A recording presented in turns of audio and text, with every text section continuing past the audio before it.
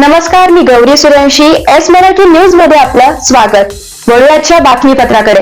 नाशिक शहरातील पाथर्डी गाव परिसरातून 3 बांगलादेशी नागरिक व त्यांना मदत करणाऱ्या स्थानिक नागरिकास दहशतवाद विरोधी पथक व इंदिरानगर पोलिसांनी रविवारी दिनांक 18 ऑगस्ट रोजी अवैधरित्या पाथर्डी गावात वास्तव्यास असलेली बांगलादेशी महिला बांगलादेशातील त्यांच्या नातेवाईकांसोबत IMO नावाच्या ऍप्लिकेशनचा वापर करत संपर्कात होती अशी प्रथमदर्शनी माहिती चौकशीत पुढे आली आहे.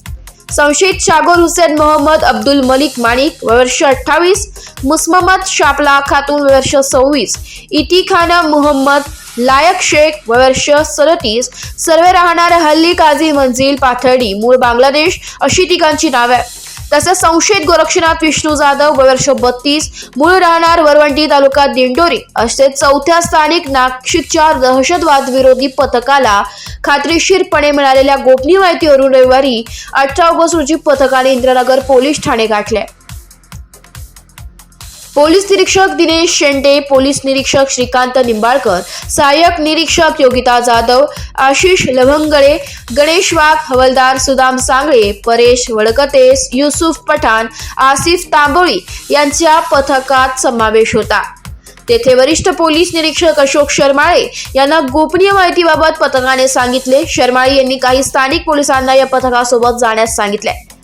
या 4 आरोपींना पकडले. पोलिसांनी 4 विरोधात इंदिरानगर पोलीस ठाण्यात गुन्हा दाखल करण्यात आलाय. 2 महिलांना न्यायालयीन कोठडी तर 2 पुरुषांना पोलीस कोठडी 2 दिवसांची देण्यात आली आहे अशी माहिती पोलीस सूत्रांनी सांगितली. 3 बांगलादेशी अवैधरित्या राहत असल्याची माहिती दहशतवाद विरोधी पथकास मिळाली होती. त्यानुसार इंदिरानगर पोलिसांनी पथकासोबत सापळा रचून तिघांना ताब्यात घेतले. त्यात 2 महिला व 1 पुरुषाचा समावेश आहे. सखोल तपासात 1 महिला स्पा सेंटरमध्ये तर 1 महिला ब्युटी पार्लर मध्ये काम करत असल्याचं आढळून आलंय, तर पुरुष घरातच राहत असल्याचं समोर आलंय. या तिघांनाही शहरात राहण्यासाठी घर उपलब्ध करून देण्यासाठी एका स्थानिक नागरिकाने मदत केल्याचं उघड झालंय. तिघांसह त्यांना मदत करणाऱ्या व्यक्तीविरोधात इंदिरानगर ठाण्यात गुन्हा दाखल करण्यात आलाय. Bureau report, S Marathi news, Nashik. अशाच ताज्या घडामोडी जाणून घेण्यासाठी आमच्या एस मराठी न्यूजला लाईक करा, शेअर करा, सबस्क्राईब करा आणि पाहत रहा एस मराठी न्यूज.